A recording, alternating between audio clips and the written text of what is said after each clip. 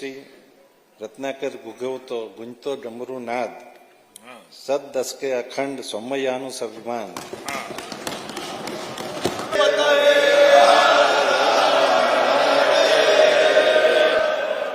ભારત વર્ષની આન બાન શાન અને સ્વાભિમાનનું પ્રતીક એટલે સોમનાથ વારંવાર થયેલા હુમલા છતાં પણ 1000 વર્ષ પૂર્વેથી સોમનાથ મંદિર લોકોની અતૂટ આસ્થાને કારણે આજે પણ ગૌરવભેર ઉભું રહ્યું છે.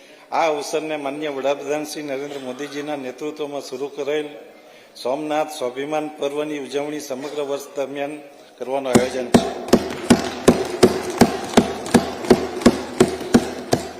અમારી સરકારે સોમનાથ જેવી પવિત્ર વિરાસત સાથે વિકાસને જોડીને વિકાસ બી વિરાસત બીના મંત્રને સાકાર કર્યો છે.